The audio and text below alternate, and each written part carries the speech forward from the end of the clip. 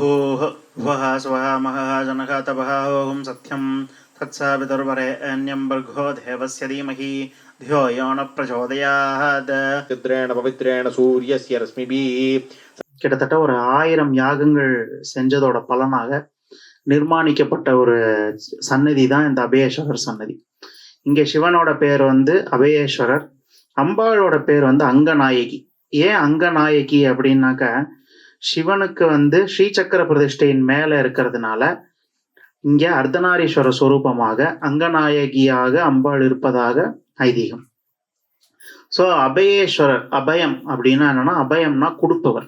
அபயேஸ்வரர் அப்படின்னா வேண்டியதை வேண்டியவாறு கொடுப்பவர் அப்படிங்கிறதுனால அபயேஸ்வரர். ஏன் அபயேஸ்வரர்னா, யாகங்கள்ல இருந்து உத்பவமாகி வந்த காரணத்தினாலும் யாகங்கள் பிரதானமாக செய்து யாகங்கள் மூலமாக உருவான கப்படியால் அபயேஸ்வரர் அப்படிங்கிறது இது ஒரு சிறப்பான ஒரு நாமம்.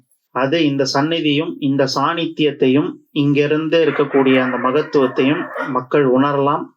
மக்கள் ரொம்ப அழகாகவே அதெல்லாம் நிறைய அனுபவங்கள் இருக்கு, அனுபவங்கள் பகிரப்பட்டிருக்கு.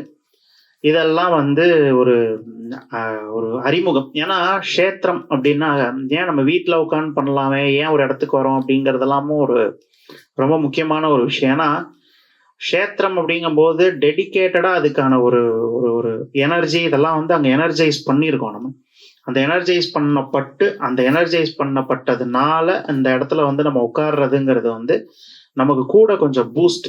அதுதான் அதுல இருக்கிற பிரதான விஷயம். கூட ஒரு பூஸ்ட். அது நம்ம இருக்கிற இடத்துல விட இது இன்னும் கொஞ்சம் பெட்டர். சத்சங்கங்கள் என்னைக்குமே நம்ம ஒரு 4 விஷயம் செய்யணும் செய்யக்கூடாதுன்ற, ஏன்னா தனி மனித உழைப்புங்கிறது ஒரு சமயத்துல சபலப்படும். நம்ம இப்ப வீட்டுல உட்கார்ந்தோம், இப்ப எங்கேயோ ஒரு இடத்துல இருக்கோம் அப்படின்னாக்க அது நம்ம உட்காரும் போது உட்காருவோம். ஆனா ஒரு 10-20 நிமிஷத்துக்கு அப்புறம் சரி அது பண்ணலாம், சரி இது பண்ணலாம், இன்னொரு வேலை பண்ணலாம் அப்படிங்கிறது மனசு அலைப்பாஞ்சுட்டே இருக்கும். அதுவே ஒரு சத்சங்கம்ங்கிற போது என்னன்னா ஒரு டீம் ஒர்க் மாதிரி, ஒண்ணு இல்லைன்னா இன்னொருத்தர் நம்மள, ஏன்னா நம்மளோட மனமாற்றம் விட ஒரு குரூப்பா ஒரு பல பேர் ஒரே மாதிரியான ஒரு சித்தாந்தத்துல இருக்கும்போது it is very easy for us to connect. எல்லாரும் ஒரே கோல்ல இருக்கும்போது அந்த இடத்துல எனர்ஜியும் ஜாஸ்தி, இந்த குவான்டிட்டி வில் ஹெல்ப் அஸ். அது ஒரு பிரதானமான விஷயம். சத்சங்கங்களோட முக்கியத்துவமே அதுதான்.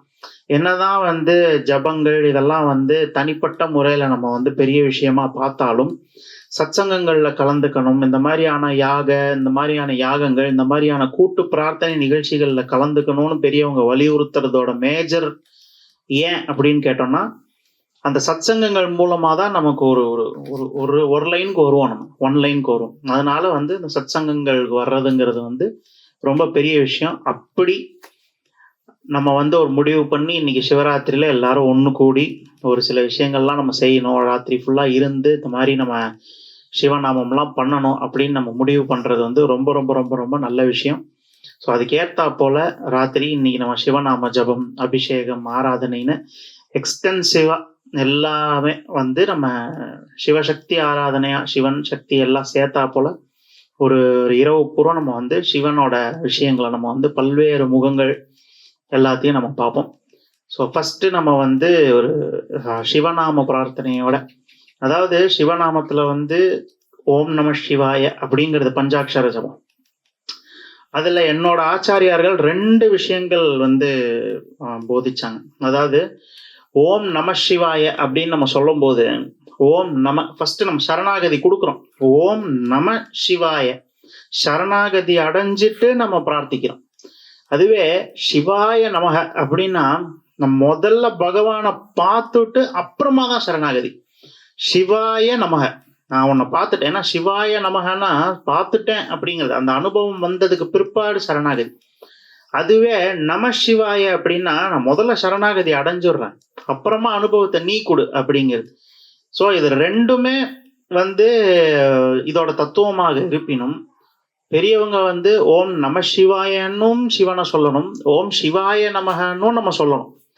ஏன்னா இகபர சுகத்தையும் சேர்த்து கொடுக்க வல்ல அந்த எம்பெருமான் ஈசன், அந்த இந்த லோகத்து சுகம், அது போக அந்த லோகத்துல அவரோட சாயுஜ்யத்துல சாமீபத்துல சால்வேஷன் நமக்கு அந்த ஒரு மோட்சகதியை நமக்கு கொடுப்பார் அப்படிங்கிறதுக்கும் நம்ம சிவாய நமகன்னு நம்ம முதல்ல சொல்ல போறோம், அப்புறம் நம சிவாயன்னு சொல்ல போறோம்.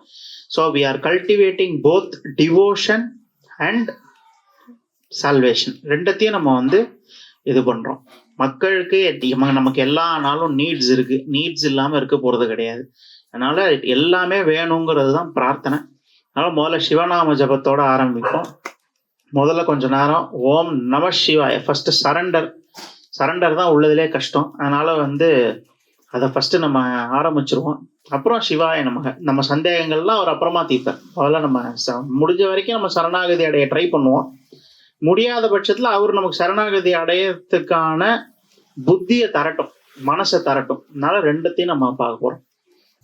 ஓம் நம சிவாய. அன்றைய நாள் வந்து சிவராத்திரி.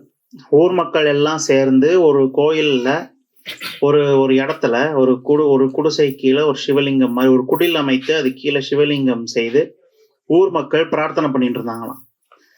அந்த சமயத்துல பக்கத்துல மரத்துல இருக்கக்கூடிய ஒரு குரங்கு அந்த சிவன் கோயிலையும் சிவனையும் ரொம்ப ஆர்வத்தோடையும் பார்த்துட்டு இருந்தது. அந்த மரத்துல அந்த நேரத்துக்கு பிராப்தம் என்ன அதோட பூர்வ கர்மமோ, ஒரு மலை பாம்பு பின்னாடி வந்து மெதுவா வந்து மேல பட்டுருச்சு. குரங்கு அந்த மலை பாம்புக்கு மிரள போய் இங்கேயும் அங்கேயும் குதிச்சு அந்த சிவனுக்காக அமைக்கப்பட்ட குடில் மேல குதிச்சு, குடில்ல இருக்கிற குச்சி சரிஞ்சு, மேல இருக்கிற விளக்கு சரிஞ்சு, விளக்கு பட்டு குடில் எரிஞ்சுதான். ஊர் மக்கள் எல்லாம் பயந்து வெளியே ஓடி போய் அந்த சரிஞ்ச குடில்ல அந்த எரிஞ்சு போய் அங்க இருந்த அந்த எரிஞ்சதுக்குள்ளேயே இந்த குரங்கும் மாட்டிட்டு இறந்து போயிடுது.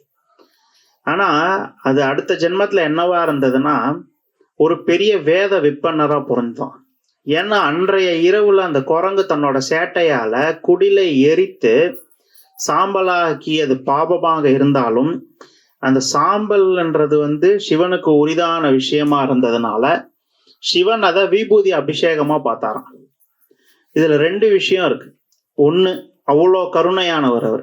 அதாவது ஒரு ஒரு ஒரு விவரம் இல்லாம ஒரு மிருகம் தன்னோட பயத்துக்காக செய்த செயலையும் அதை அந்த மாதிரி பார்க்காம அதையும் ஒரு பக்தியாக ஏற்றுக்கொண்டார் அப்படிங்கிறது ஒரு விஷயம்.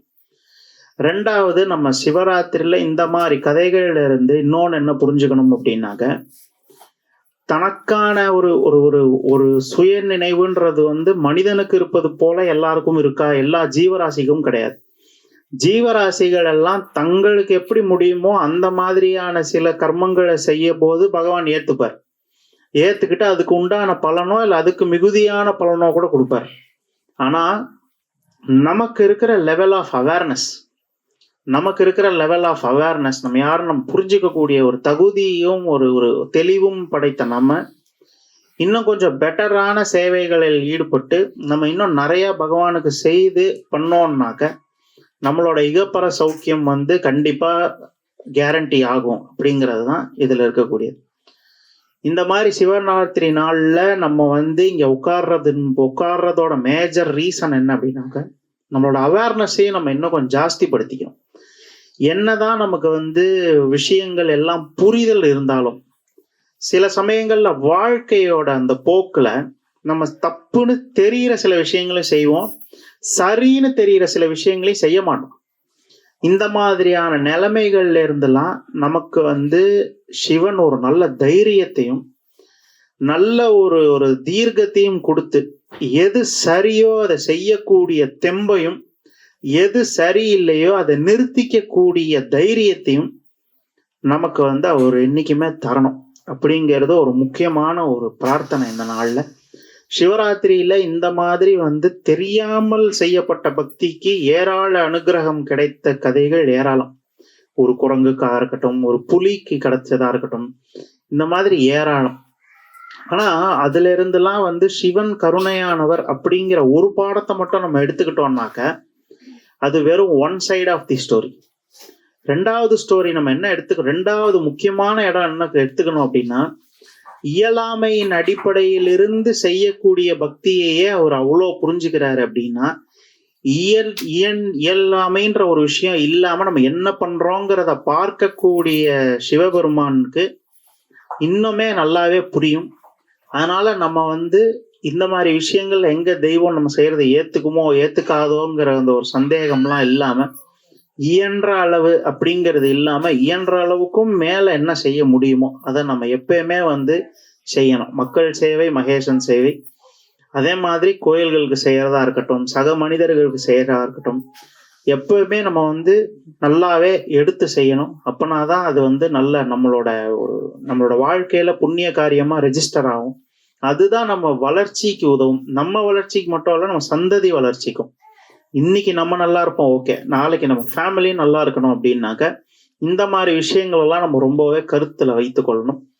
இந்த மாதிரி சிவராத்திரி அப்படிங்கிறது வந்து இயர்லி ஒன்ஸ் ஒரு நடக்கக்கூடிய ஒரு விஷயம்.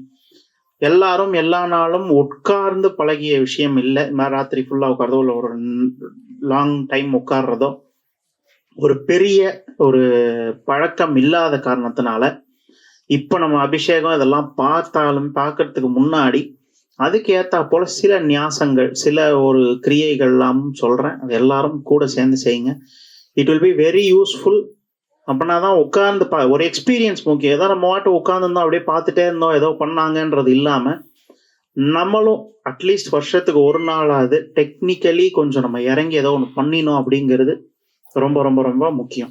ஸோ நம்ம உடல் பஞ்சபூதங்கள் ஆனது, நம்ம உடல் பஞ்சபூதங்களால் ஆனது.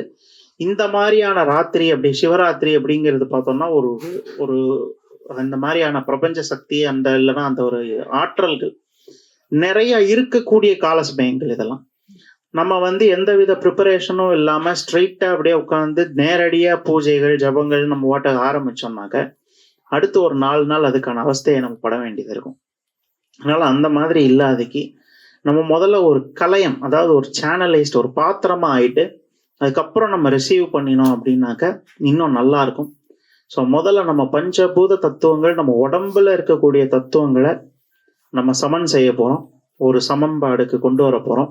அதுக்கு உண்டான விஷயங்களை வரிசையா நான் சொல்றேன், அதெல்லாம் நம்ம செய்வோம். அப்பனாதான் நமக்கு வந்து ஒரு முழு ஒரு ரிசப்டிவிட்டி, அந்த ஒரு வாங்கி கொள்ளும் தன்மை நமக்கு வரும்.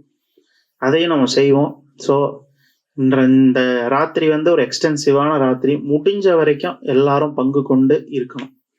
ஸோ நம்ம ஃபர்ஸ்ட் பிரீத்லேருந்து ஆரம்பிக்க போறோம். நல்லா deep breath. First 5 times deep breath பண்ண போறோம். மூச்சை உள்ள இழுக்கும் போது சோ அப்படின்னு இழுக்கணும், வெளியே விடும்போது ஹம் அப்படின்னு விடணும். வாயை திறந்து சொல்ல வேண்டாம், மனசுலயே செய்யுங்க. ஆனா மூச்சை நல்லா உள்ள ஆழமாக உள்ள இழுக்க வேண்டும். நல்லா நேரா உட்கார்ந்துக்கோங்க.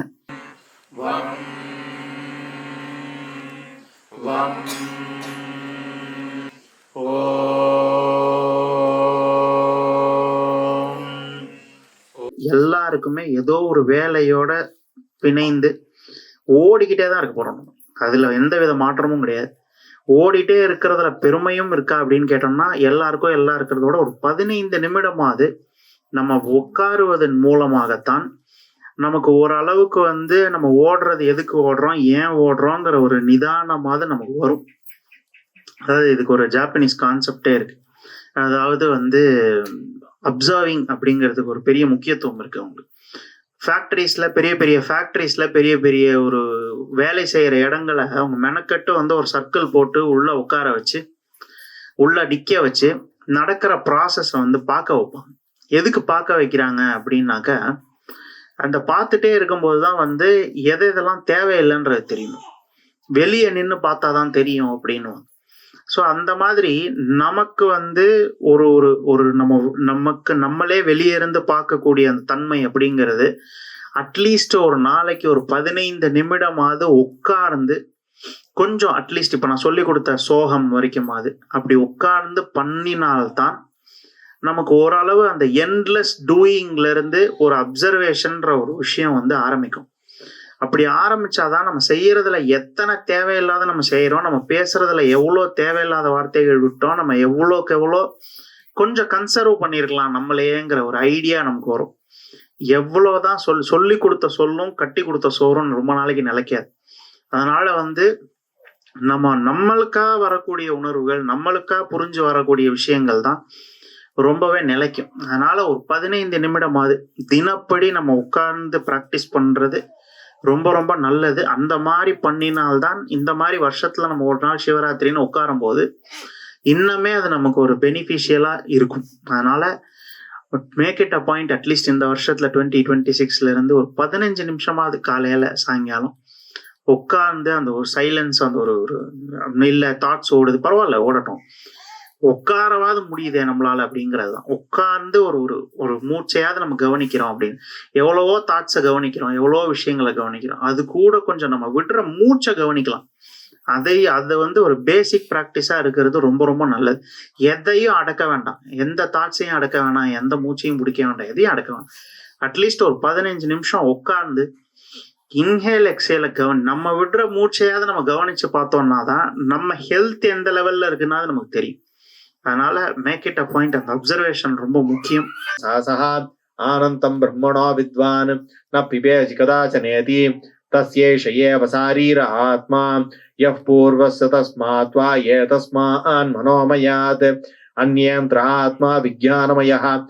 ஓம் நமோ பகவதே ருத்ராய वर्षाय नमः मेघ्याय च विद्युत्याय नमः ईत्र्याय च दप्याय च नमः वाद्याय च रश्म्याय च नमः वास्तव्याय च वास्तुवाय च आयुष्मानो कोशमानो अश्वेश्वरीशः वीरान्मानो रुद्रपामितो वदिर्ह विष्मन्तो नमसा विते मते आराते कोग्नमुद नमस्ते अस्तु धन्वने बाहुभ्याम तते नमः या दैषु शिवतमा शिवं बभूव ते धनुः शिवाशरव्या या वन्दनान् मृत्योर्मुक्षे यमामृता आते यो रुद्रो अग्नव्यो अक्षेवोषधीश्यो रुद्राय च हेयाय नमः काट्याय च गवरेष्ठाय च नमः हृदयाय च वेष्ट्याय च नमः पाहं सव्याय च रजत्याय च नमः शुष्क्याय च हरिद्याय च नमः शून्याय च नमः वर्ण्याय च वर्णजत्याय च नमः अपक्रमाणाय च विज्ञाय च नमः आट्यते च प्रत्यते च नमः वज्रिकेभ्यो देह देवानाहं हृदयेभ्यो नमः विच्छिन्नकेभ्यो बन्धनान् मृत्योर्मुक्षे यमामृता आते यो रुद्रो अग्नव्यो अक्षेवोषधीश्यो रुद्रो विश्वावनो वैश्चस्मै रुद्राय नमः अस्तु तमस्तु हे यश्रीदन्वायो विश्वैषय दिवेश्चस्य ये यदावन्दच्च भूयहं सत्यदिशो रुद्राव्यस्तिरे